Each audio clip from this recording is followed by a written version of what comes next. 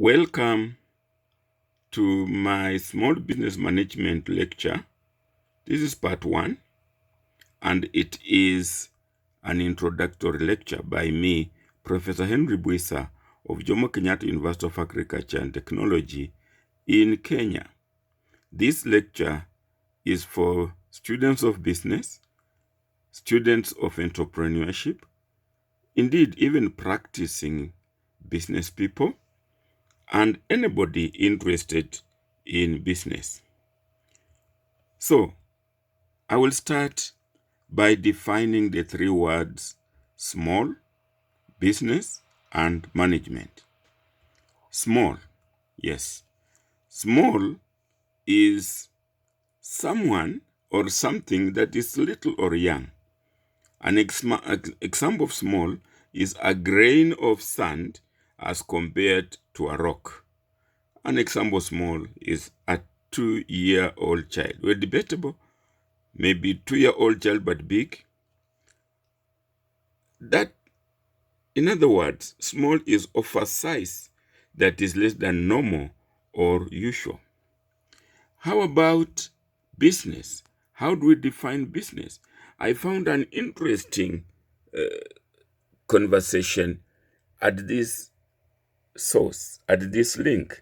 Let me carry you through it. Question: what is business? Answer: business is buying and selling. What? Buying and selling what? Goods, like cars or books, and the services, like changes, currency. By whom? By labor, by workers. But for whom? For customers, clients, people. But why? For profit, money. Where? In the market, in the world. So here, business is buying and selling goods and services by labor, that's workers, to the consumers for profit. And the activity is going on in the market. So that is business. There. Is that a business? Is that buying and selling? Well, so business can be an organization where people work together to make and sell products or services to earn a profit for the products and the services that have been offered.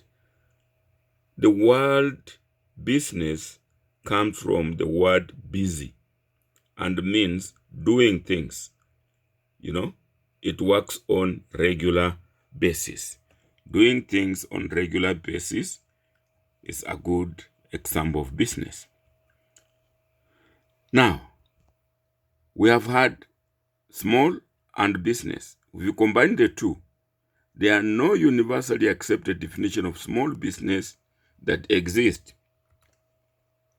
Look at those sources.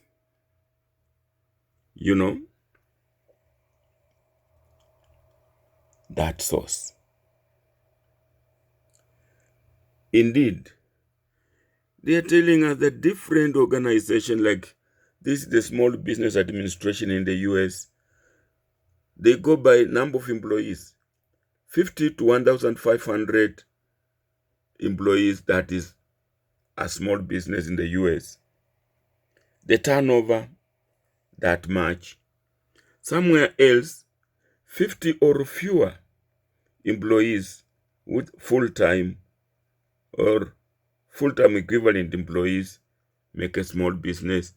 Elsewhere, it's based on individual tax laws, So we're saying there is no universally accepted definition of small business.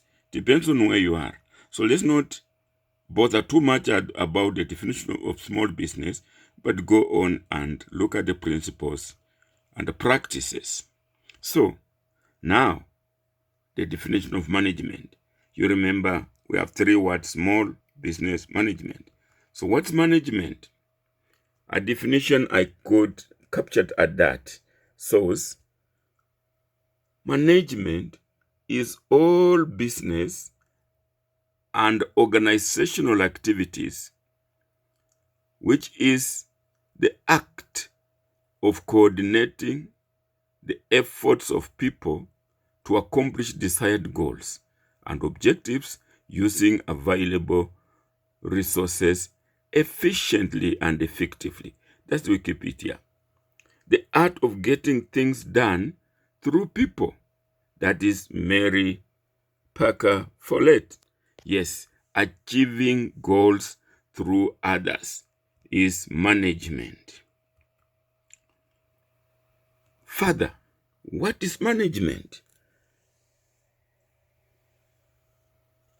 Management is the process involving planning, organizing, staffing, directing, and controlling human efforts to achieve stated objectives in an organization. The definition of some of the leading management thinkers are given, and we can get an example of Henry Fayol, who said that to manage is to forecast and plan, to control, to organize, to coordinate, and to command. What was reading between the lines is management is simply achieving goals through others. And therefore, the functions of management have been delineated. Those are the management functions. Is planning, organizing, staffing, directing, and controlling. So management is performing those functions of planning, organizing, staffing, directing, and controlling. Yes, management. There must be a goal or goals to achieve. And we do that by planning the activities, organizing those activities, getting staff to be directed or led, and there must be always control, monitoring, and evaluation. So there it is, management, undertaking those 5 functions to achieve goals.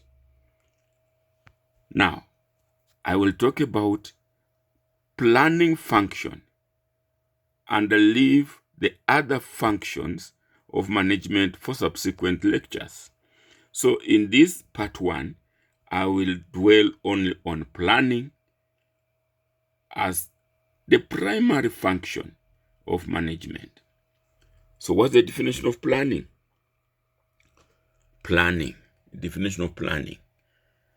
Planning is the process of setting organizational goals and deciding how best to achieve them.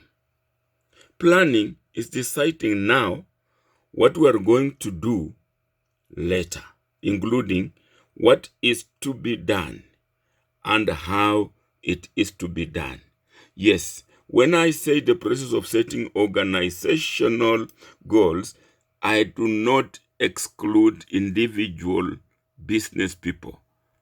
Indeed, you are a one-man organization if you are a sole proprietor, so you fit in that definition. Yes, planning, we want to look at it from different perspectives of different scholars. Planning is the process of deciding in advance. Underline the word in advance. What is to be done, who is to do it, how it is to be done, and when it is to be done. That is that source. Planning is the part of management concerned with creating procedures, rules, and guidelines for achieving a stated objective. Planning is carried out at both macro and micro levels. Managers need to create broad objectives and mission statements, as well as look after the day-to-day running of the company.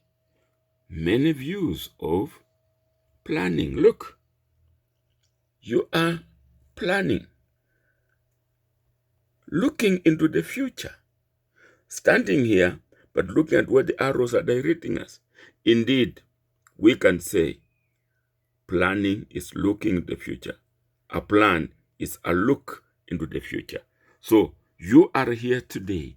You must plan. You must look into the future. You must select the road or the direction to the future. Indeed, it is said, if you do not know where you are going, then any road will lead you there. Or worse still, if you do not know where you are going, then you will go nowhere. That means if you don't set a goal, you will not achieve the goal. You'll do anything because you have not, you don't know your goal and where you're going. So planning is important. And indeed, the importance of planning. Why is planning important? One, it increases efficiency. When you plan, then you know how much input, how much effort you're going to put in to get that output. And efficiency, exactly that. That we don't want to use so many resources to get so little output. Planning reduces business-related risks. Yes, you have to anticipate that on a rainy day, what would I do? Those risks have to be reduced. It facilitates proper coordination. When you have planned and then coordinated or organized your work, then coordination will be easy. Of course, it assists in organizing and it gives the right direction because you have set a goal and you're going along the route to that goal. It keeps good control. We talked of monitoring and evaluation. When you have planned, you keep saying, am I achieving what I set? Maybe you have planned for weekly production. Every week, you look back and you say, am I achieving it? That's control. It helps to achieve objectives. Yes, you set an objective, a goal, and the plan will help you pursue that one. It motivates personnel. Yes, if people know that they have to produce so much per day or per hour, they are more motivated than leaving them just free.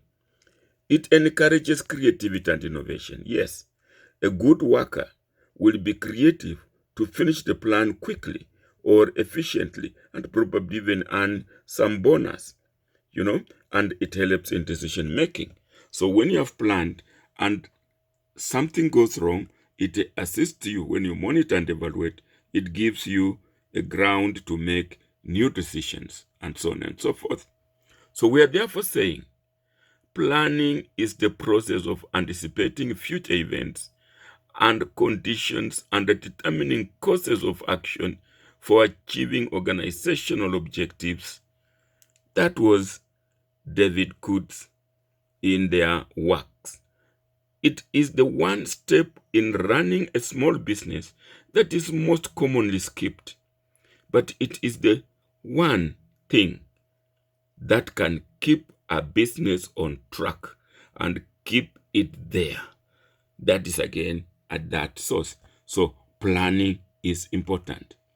Yes, planning helps a business realize its vision, get things done, show when things cannot get done and why they may not have been done right, avoid costly mistakes, and determine the resources that will be needed to get things done.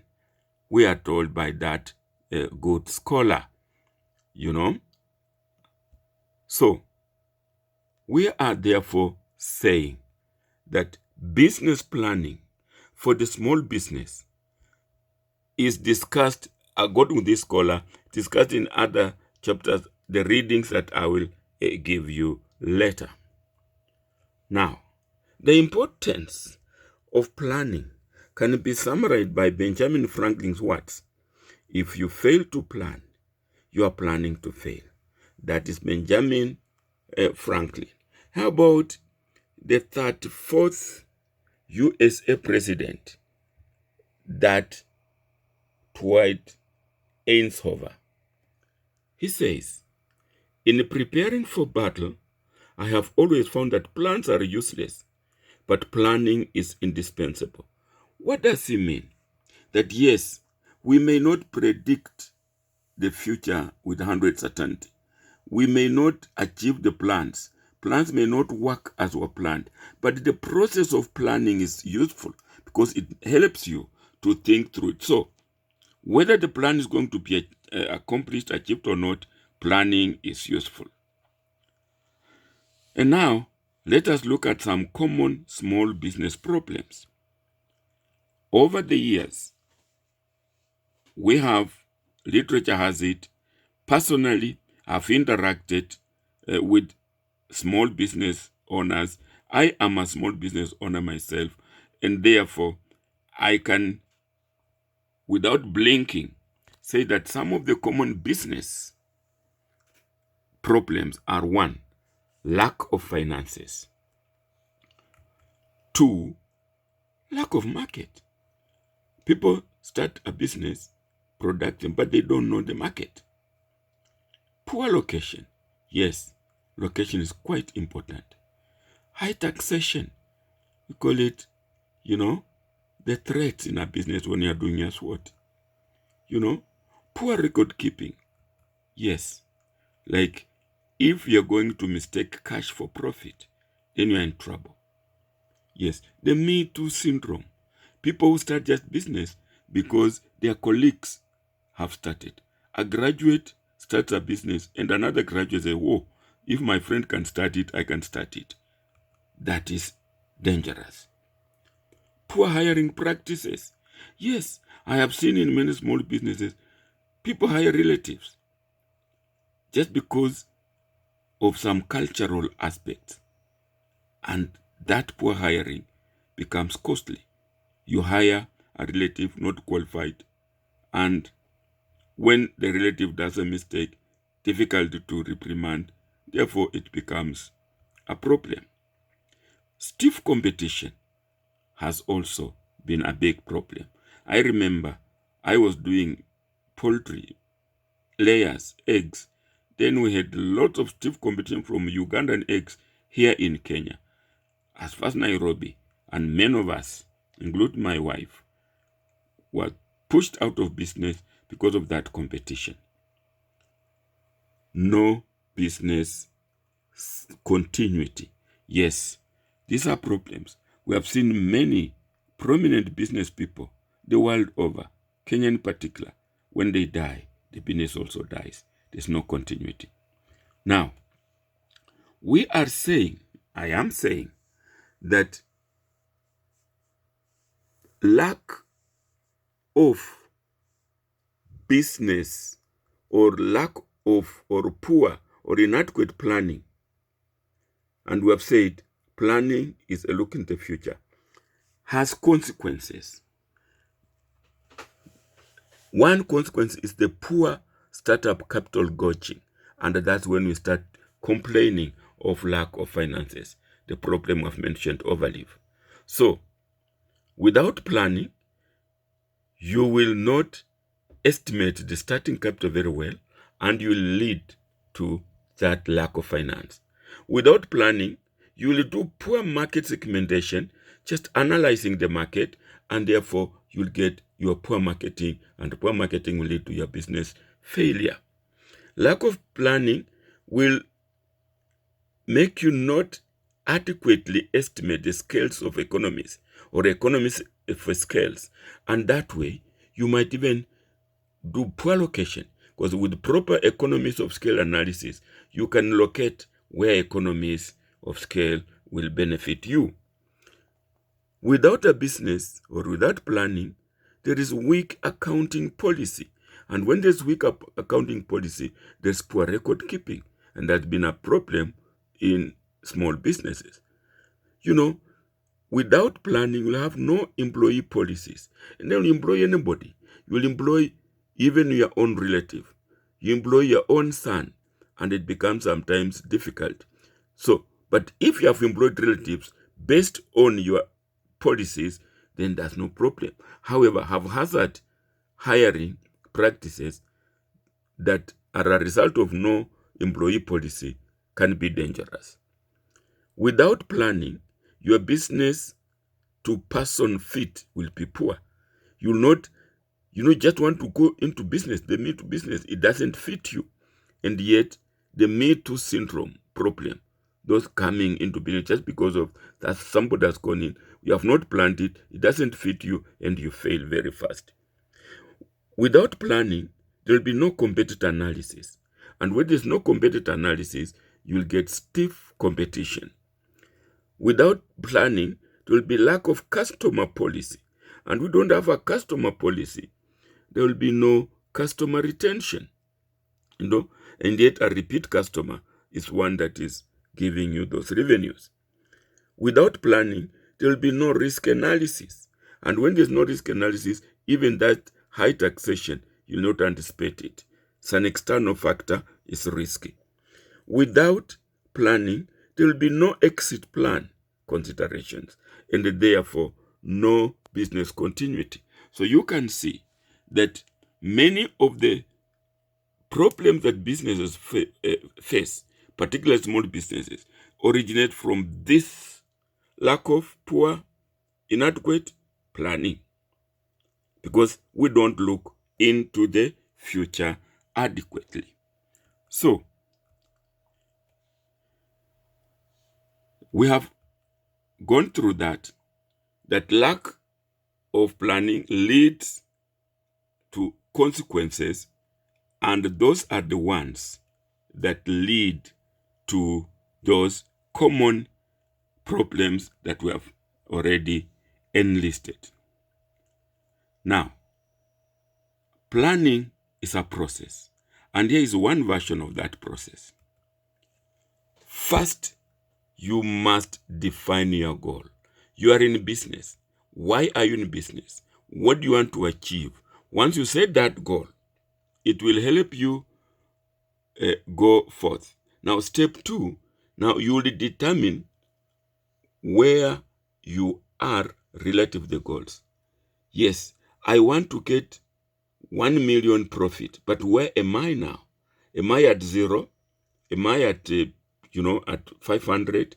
It is important to step 1, you define the goal, and then do your situation analysis and find where you are now relative to the goal. And then step 3, you will determine the barriers and the aids in the environment. Sometimes we call this, you do a SWOT analysis. You identify your strengths, your weaknesses, and then you look at the opportunities and the threats that might face you.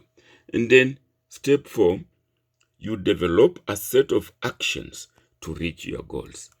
And of course, step 5, you develop methods to control the operation of the business plan. But it's not all a walk in the park. There are always barriers. The barriers to achieving the goal that you set. So, risk analysis becomes important. SWOT analysis becomes important. Environmental analysis becomes important. We have more versions of the planning process. This one again, similar. First of all, analyze your current status and forecast the future environment. Then establish the goals and objectives. And then identify alternatives. If this doesn't happen, then this is what I'm going to do. If I don't sell in this market, I'll sell in another market. If my chicken feed do not work, local chicken feed, I'll become a distributor. Then you select the best alternative and you implement the plan. So that's one version. There is another version. That is 1, collection and analysis. What are you collecting? You must identify problems. You do your situation analysis, the inventory of what you have.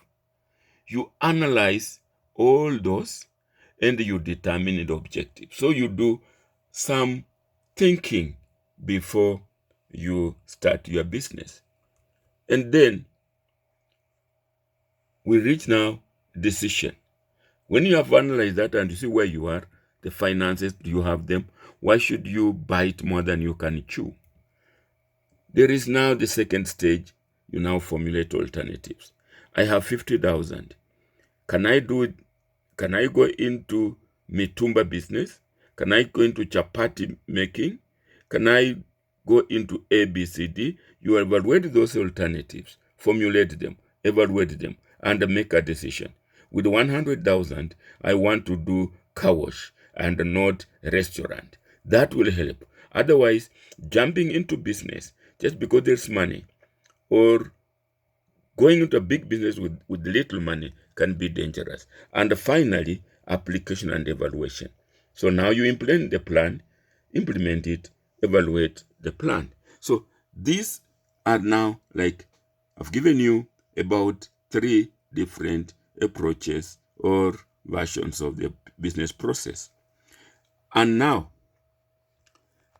as we go further, I now want you to start my assignment.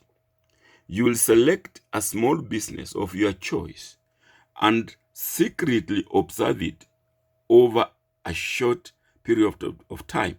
Remember, you have to do it all within this semester. Now, you may use mystery shopping approach to do that secret analysis. Now, invoke your cold call of consultancy and identify 1 or 2 key problems, maybe among the ones that we have already mentioned here, faced by that business that you selected. Then design a solution for it and gift it to the owner. Do a video with the owner about the problem and how to solve it. I will assess you by how the problem was solved and the feedback from the owner. If you have forgotten about shopping mystery or mystery shopping and cold call, yes, a mystery shopper is a paid consumer who is hired to shop in stores and collect data. Think of mystery shoppers as undercover customers sent in to obtain, to observe, interact, and report on other customers and store employees. So, be an undercover shopper. Go to that business, observe, and see the problems. And if you like, you can also find the problem tree analysis technique. Problem tree analysis is on this YouTube of mine. It will also help you analyze that problem further. And what we mean by cold calling, it is a technique in which a salesperson contacts individuals who have not previously expressed interest in the offered product or service. Cold call means you identify a problem and rather than wait for the client to advertise the problem, you approach the problem that I've seen. You have this problem, I can solve it this way. So you are using your mystery shopping approach and cold call to go to this identified business and identify that problem, solve it, and that is your examination. So I am saying this is not the end. It is to be continued. Lecture 2 will cover the other functions of management. So with the planning section function, which is the primary function, you are now ready to go. You can also read. You can look at my other videos on business in this YouTube of mine and get going as we continue with the lectures. So have a business problem-free day, won't you? Thank you.